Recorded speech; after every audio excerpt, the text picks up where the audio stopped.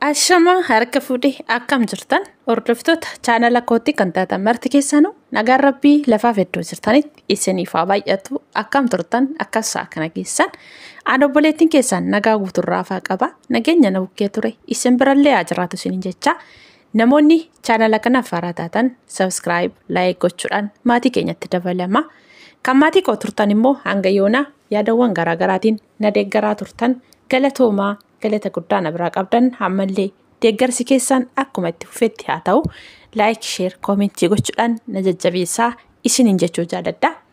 Egaa obboleewwan kiyya viidiyoo micayyoo kana tibba darbee asii fachooma deddeemaa namoonni baay'een jechuudha.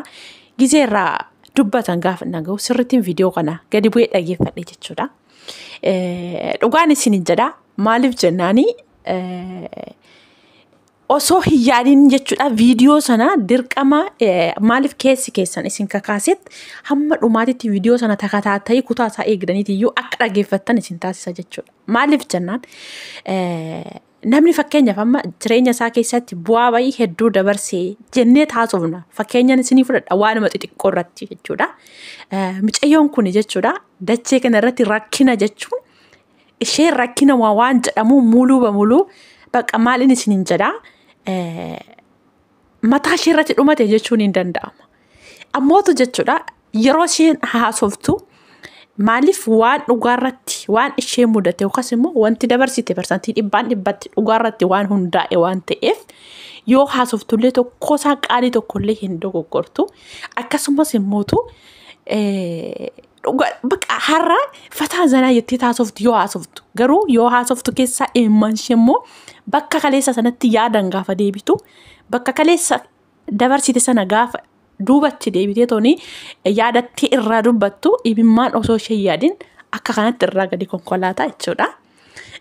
Meeqa keenyatu akka kanatti rakkinawwan akkasii keessa dabarsee akkasumas immootu waan kam keessattuyyuu jechuudha hammuma kufaatiin jiru ka'uun akka jiru itti amanee dhugaan isiniin jedha maaliif jennaan chaalenjiin isheen dabarse jettu chaalenjii intalli dubaraa tokko dabarsiti yookaan immoo dabarsiteerti jettanii yaaddan miti jechuudha.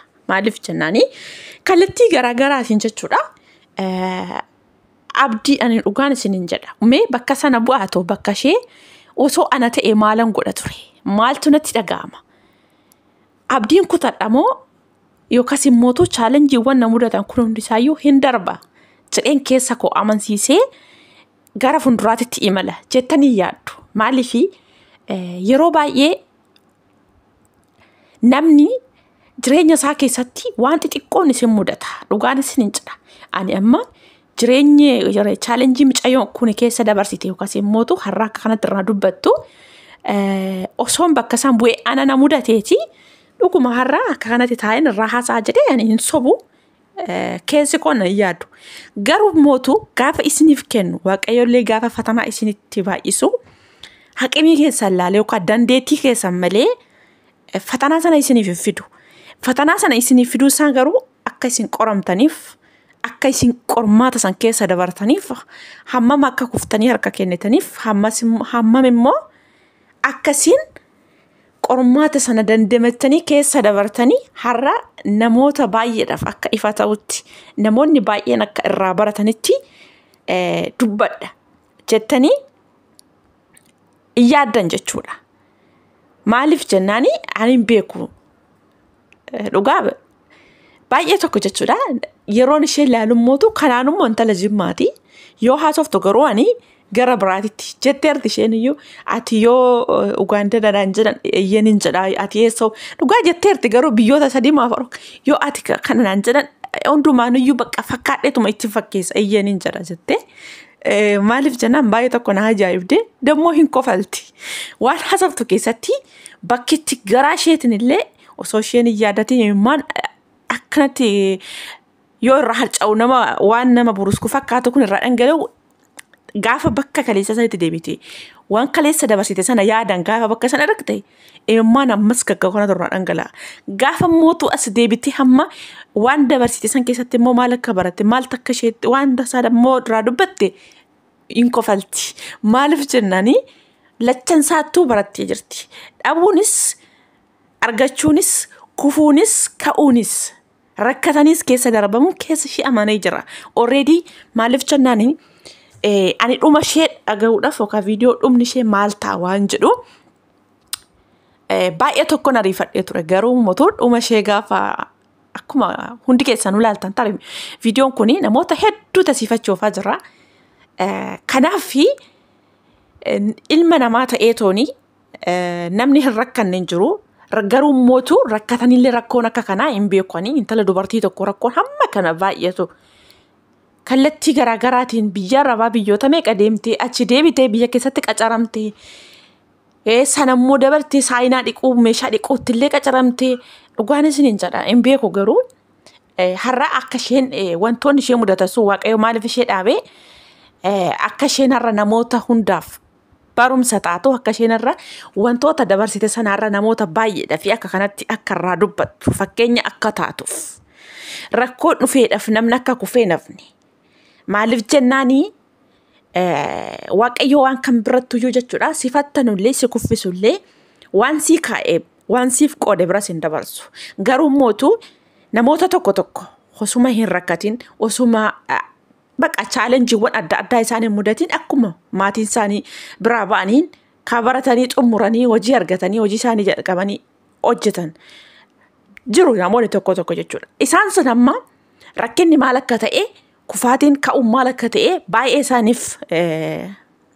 isaanitti mul'atus irraa dubbatachuus akkasumas immoo waan kana jedhanii osoo akka fakkeenya barumsaatti gaafatanii isinii ibsuu hin danda'an. Garuu immoo namoonni akka kanatti jechuudha. Chaalenjiiwwan hedduu bu'aabayiiwwan hedduu dabarse kuni haaluma salphaadhaan namni kamiyyuu rakkateef akka hin kufne namni dandeettii qabu yoo hojjete yoo imale duubatti osoo hin taane fuulduratti akka imaluu danda'u yeroo gabaabaa keessatti isiniif ibsee isin jajjabeessaa jechuudha. Kanaaf walumaa galatti namni dachee kanarratti rakkadheera ani chaalenjii hedduun dabarse jedhanii haasa'an keessaa mucayyoon kun rakkinuma waan jedhame baqa walumaa galatti mataadhaan barbeenuma rakkoo sana keessa seentee baate jechuun hin danda'ama jechuudha. Waaqayyo akkasitti gaafa isin kaasuuf ka'ee fatanaa isinitti baay'isee qormaata isinitti baay'isaa gaafa isin ga'asiniin jedhe garuu waanuma dabarsitan san hundayyuu akkasi waan rakkoo sana keessa hin dabarretti al tokkotti immoo kaasee isin dhaabaa jechuudha. Kanaaf obboleewwan kiyya namoonni tarii viidiyoo mucayyoo kanaa dhageeffattanii bakka ishee sana buutanii akkasumas immoo haala amma keessa jirtaniin wal bukkee qabdanii madaaltanii ani hoo waanuma xiqqoo na mudatti irratti guyyaa kaman waaqayyo ammarraree beeka akkasumas immoo guyyaa kam keessaa guyyaa kamiin abdii kutadhee beeka. Lakkaan namni rakkateedhaaf waan waaqayyo isaaf qoode bira ga'uu hin dhiisu. Jettanii meeqa keessantu yaadee beeka meeqa keessantu laphee keessan amansiisee akka kanatti fuulduratti imaluudhaaf tattaafata. Egaa obboleewwan kiyyaa walumaa keessatti galatti jechuudha dubartiin jabduudha. Hunda miti immoo jiru namoonni tokko waanuma xiqqishuu waanuma muraasa keessatti ka abdii kutatanii duubatti deebi'an akkasumas immoo namoonni mootu rakkoon baqa walumaa galatti isaaniif mana barumsaa qormaata ta'ee jechuudha. Maaliif mana barumsaa tokko gaafa dhaqxanii barattanii sa'aatii fatanaa yookaan immoo qormaata qabdan akkamittiin akka cannaqamtanii qo'attan hirriba keessan irraa qooddanii qo'attan eenyumtuyyuu hin beektu hin beekanaa jechuudha. Kanaafi namni kamiyyuu jechuudha rakkoo maaliif haala salphaatti akka mana barumsaatitti godhatee akka qorumsaatti kan keessa darbuudhaaf ariifatu akka darbuus beekee kan keessa amansiisee itti deemu hin jira. Ammootu namni tokko alaaluma sodaatee an kana keessa darbuu hin danda'u ani qormaata kana dabarsuu hin danda'u jedhee ka duubatti deebi'u baay'een keenya jirra baay'een jiru jechuudha.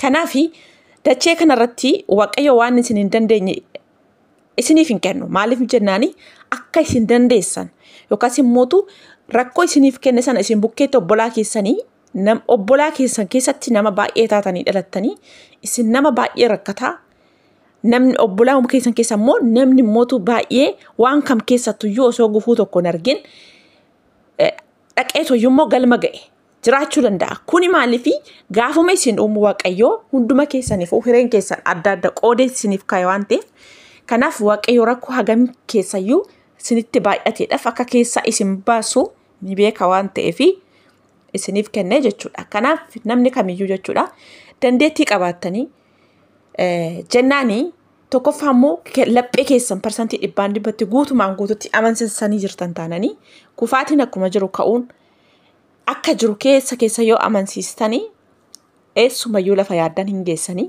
waan guyyaa tokko osoon bakka kana taa'e osoo wanti kun kiyya ta'e osoon qabeenyi kun koo ta'e jettanii yaaddan suni oolee bula malee guyyaa tokko isiniif kennee harka keessanitti osoo of harkatti ilaalin isinin dabarsu jechuudha. Egaa obboleewwan kiyyaa micayyoo kuni anin beeku dhugaa rabbii irra deddeebi'ee viidiyoo ishee gaafa ilaalee haalli isheen itti naasoftu walumaa galattanii chaalenjiin ijoollummaa isheetirraa qabdee hin beeku baay'ee tokko jechuudha. Garuu mootu dhuma ishee arguuf baay'een ariifadhee turanii jechuudha. Kanaaf baay'ee tokko walumaa galatti barumsa hedduu barumsa hammana hin jedhamne keessattuu ijoollee shamaraaf jechuudha irraa baratanii jiru baranneedha yaada. Egaa obboleewwan kiyyaa jabaadhaa isiniin jechuu jaaladha. Waaqayyo waan hunda keessatti iyyuu jechuudha isinaa qoramuuni fundura ofiitiif tattaafachuudha. Namni qormaata osoo agarree jireenyuma isaayyuu haala gaariidhaan oofuu hin danda'u sababa ta'eef kanaaf walumaa galatti waaqayyo dandeettii micayyoo kanaaf kenne nuuf haa kennuun isiniif haa kennuun isiniin jedha. Jabaadhaa abdiin kutatinaa eessumayyuu hin geessan lafa yaaddan isiniin jechuu jaaladha. Waan baay'ee natti toliif waan baay'een sirriitti keessa koo na bu'ee dhageeffadhee ka'ee achi ka'ee irraa isiniif qoode anillee waan natti dhagahame bakka micayyoo kanaa bu'ee waanan of madaalee bakkoota baay'ee ga'ee kaleessa bakka kanaa kana ture ani maal dabarse jedhee keessa koo dudduuba koo deebi'ee of kan uf gaafadhu na taasise. Kanaaf anillee irraa dubbadhe isiniin jechuu barbaadetananii namoonni yaada bal'aa qabdan koomentii jala naa kaa'aa. Hanga viidiyoo biraa walitti deebinutti turtii gaariin isiniin jedha nagaan naaf tura.